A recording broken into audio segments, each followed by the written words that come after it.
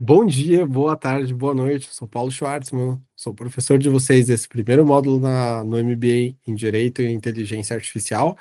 E agora a gente vai falar um pouquinho sobre os vetores interpretativos, soft skills e antifragilidade dentro do contexto da legislação LGPD, GDPR e Marco Civil da Internet. Mais uma vez, como eu fiz na nossa primeira aula, a gente tem que integrar esse conhecimento. Então, por favor, aplicar tudo aquilo que for dito aqui de forma equilibrada e sempre com aquela ideia de que o negativo contém em si um pouco do positivo e o positivo um pouco do negativo. A gente consegue ver aqui na imagem pelas bolinhas, a bolinha branca, a bolinha preta, no sentido de que toda situação ela pode ser vista como uma potencialidade para o sentido contrário. Inclusive, um ditado chinês no sentido de que tempos interessantes vêm e mudam tudo. E já está bem dentro do contexto e da ótica que a gente aborda aqui nas aulas que eu ministro, no sentido de que alguns eventos catastróficos servem para mudar e para impulsionar, acelerar o progresso, a inovação e mesmo disrupções, que nem sempre são simples e tranquilas de serem feitas. Mas agora a gente vai abordar um pouquinho os vetores interpretativos dentro da ideia da legislação da GDPR, LGPD e do Marco Civil da Internet. Então, o primeiro ponto é passar o dado de ativo para o dado como dignidade. Então, num cenário pré-LGPD-GDPR, os dados eram vistos como um ativo. Tanto é que até surgiu a frase data is the new oil, como se os dados fossem um novo petróleo, no sentido de que eles vão ser a parte principal que vai mover a economia. Então, é importante porque essa legislação que a gente está estudando, ela dá uma lente diferente sobre aquilo que é o dado. Então, o dado ele passa de ser um ativo para ser tratado com dignidade. Então, aquelas técnicas antigas, como, por exemplo, ir na 25 de março e comprar aqueles CDs com 1 bilhão de números de telefone e de e-mail, elas viram efetivamente algo muito ilícito dentro da legislação, pela questão como você faz a colheita dos dados, tratamento, finalidade, está basicamente tudo errado. Então, é importante que, quando ao trabalhar com dados, você interprete o dado não só como um ativo da empresa, mas também o dado como algo que merece ser tratado com a devida dignidade, porque ele reflete a dignidade da pessoa humana.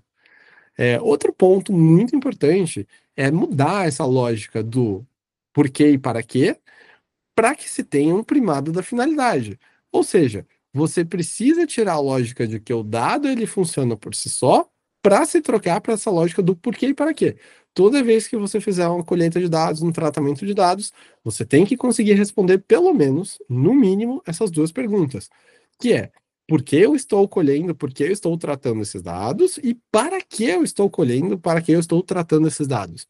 Isso é muito importante. Se tiver duas coisas que vocês precisem sair dessa aula sabendo, né? Primeiro, o dado não é só mais um ativo, o dado tem que ser tratado com dignidade. E segundo, o primado da finalidade. Você precisa saber toda vez que você tratar um dado, o porquê você está tratando ele e o para que você está tratando ele. Se vocês saírem dessa aula com isso, já está valendo, pode me marcar no Instagram, no LinkedIn, @Paulo Schwartzman. Vou ficar muito feliz se isso estiver consolidado na cabeça de vocês, porque isso é extremamente importante.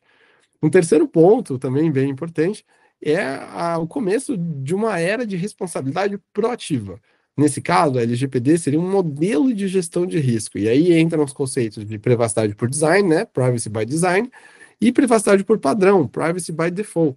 Então, qual que é a ideia aqui? A ideia é que as estruturas que o advogado que trabalha com LGPD, ou que todas as pessoas da empresa que trabalham com LGPD, que seja uma estrutura que respeita os dados por design e não uma estrutura que, por exemplo, é, colhe dados a mais do que aquilo que você precisa tratar. E aí, de novo, volta a questão da importância da lógica do porquê e do para quê. Então, eu tenho uma empresa que vai mexer com dados tipo CPF, nome, é, e idade da pessoa. Mas eu também peço RG, tipo sanguíneo, e diversos outros dados que não tem nada a ver com a forma como a minha empresa vai utilizar. Então, claramente está havendo um abuso por parte da minha empresa. Não porque seria ilegal ter esses dados, mas sim porque não há finalidade lícita para que eu retenha esses dados. Então, é importante, e principalmente quando for fazer o meio-campo, com outras áreas das empresas, que de fato se entenda o porquê e o para quê, e que isso transpareça tanto no design, do produto, quanto também como uma medida padrão. Ou seja, o padrão não pode ser violação. Ótima frase de feito aí. Padrão não é violação. Então, a forma como se trata os dados tem que ser uma forma que é privativa por padrão. Mais do que isso, a gente, como advogado atual, está sujeito à ideia de soberania digital e de um fluxo transfronteiriço de dados. Ou seja, o efeito Bruxelas. Reza a lenda esse efeito Bruxelas, de que aquilo que a União Europeia coloca acaba mudando a maneira como o mundo inteiro toca a gestão de dados e de outras questões. E é por isso que chama efeito Bruxelas, né? Porque é a sede da União Europeia. Mas, enfim, aí você tem uma questão que, por exemplo, o GDPR aumenta o standard de proteção de dados e que, por consequência, dado o efeito Bruxelas, todo mundo do mundo inteiro tem que aumentar essa forma de proteção aos dados, porque se de alguma forma for tratar, colher dados da União Europeia, esses dados têm que seguir os standards que a União Europeia colocou, o GDPR. Então, esse efeito Bruxelas, ele está bem atrelado à ideia de soberania digital e do fluxo transfronteiriço de dados. Isso também é maravilhoso para você escrever um artigo, maravilhoso para escrever um texto, no LinkedIn. Então, é bem importante que se saiba que as legislações, e aí pode nem ser o efeito Bruxelas, mas pode ser o efeito Brasília. A LGPD, ela cria um standard importante de proteção de dados.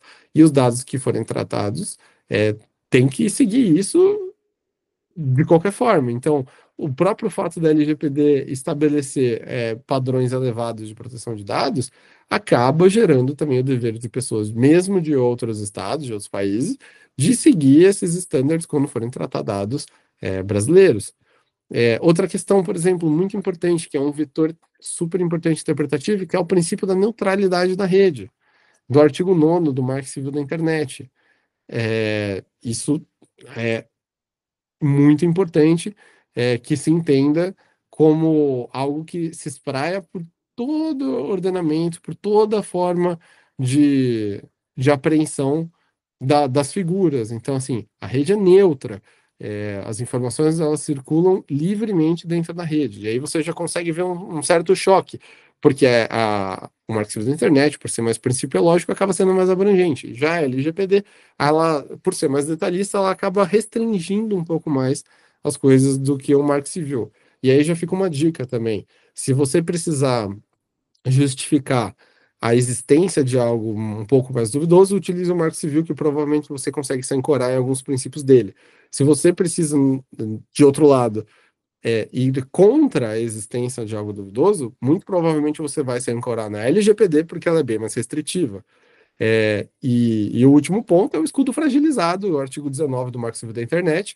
Inclusive, tem um vídeo, se você colocar Paulo Schwartzman e Marco Civil da Internet, entrevista, vocês vão achar uma entrevista de uns 20 minutos que eu dei para uma televisão, falando sobre a decisão recente do STF, e eu não vou falar aqui porque realmente ia demorar muito tempo para falar, mas o artigo 19 foi mutilado pelo STF e era um artigo que permitia a responsabilização depois da análise judicial, e agora a responsabilização ela se dá por meio das próprias redes, provedores de terceiro, que eles vão ficar responsáveis por isso.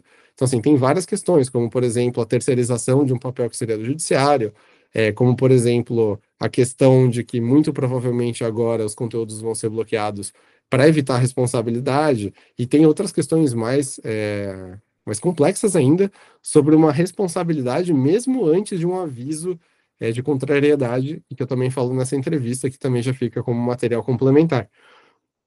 Mas falando sobre as soft skills propriamente, a gente também tem uma questão de que o profissional do direito que trabalha com a legislação do GDPR, da LGPD, do Marco Civil, ele tem que ser um tradutor de complexidades, porque tem conceitos que são bem específicos e que não são tão conhecidos por pessoas de outros ramos. Tem termos que já são mais simples e que realmente estão numa parte mais conhecida, mais de conhecimento aberto.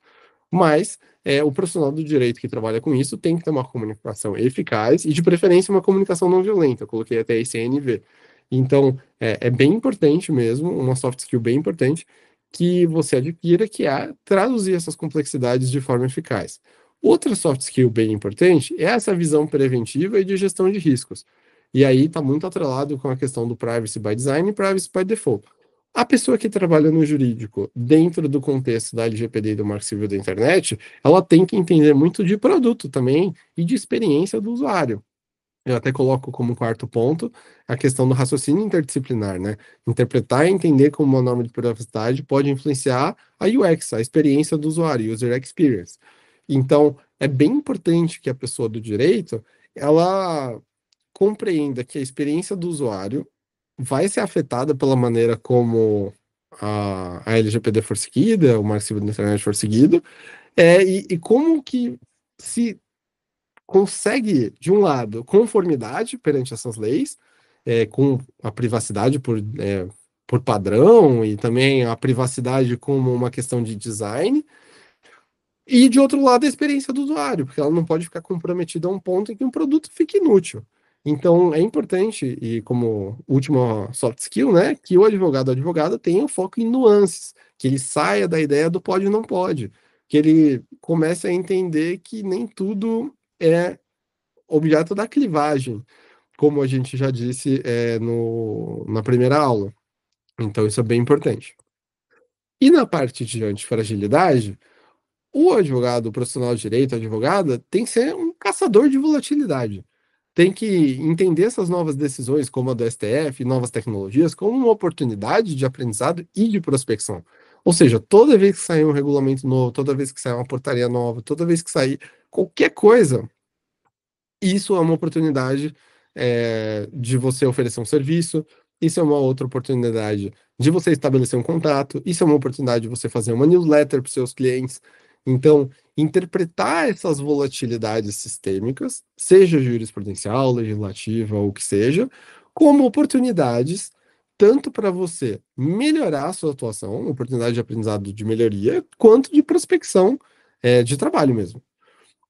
Um ponto bem importante, e por isso também a importância de se entender o Marco Civil da Internet, porque ele contém bastante princípio, é a dominância desses princípios e de como eles atuam e não só das regras, porque os princípios eles têm uma maleabilidade maior, e por ter essa maleabilidade, eles conseguem se aplicar em situações bem diferentes e bem limite, então isso é bem importante. A terceira coisa seria o aprendizado com o cisne negro, né? Então, aprender com os desastres de outras pessoas. Então, teve um vazamento de dados horrível da empresa Churuquito.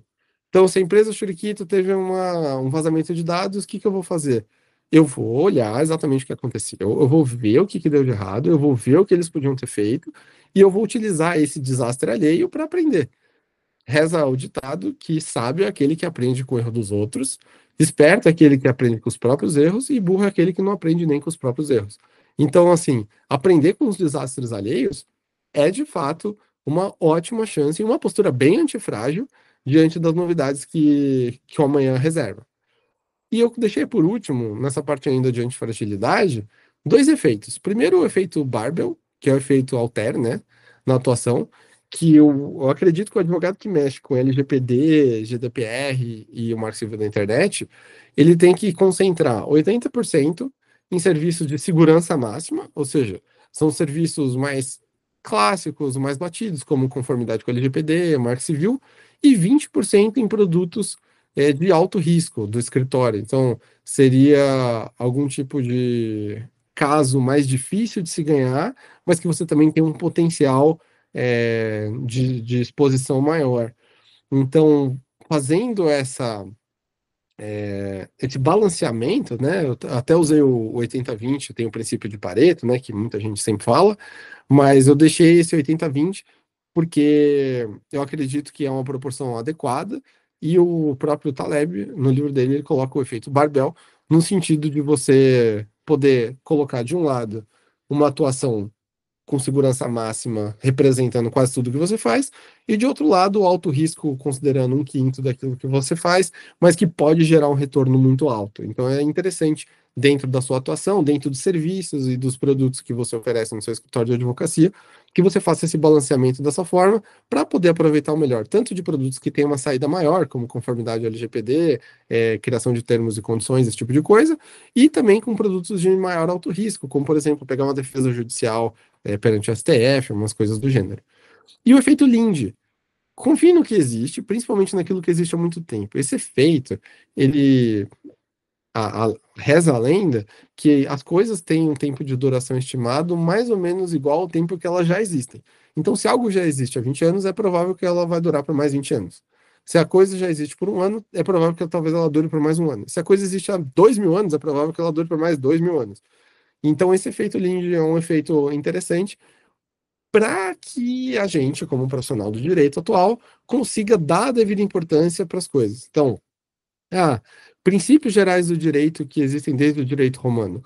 Muito provavelmente eles vão ter algumas adaptações, mas vão conseguir ainda ser utilizados, dado a rigidez e a solidez deles.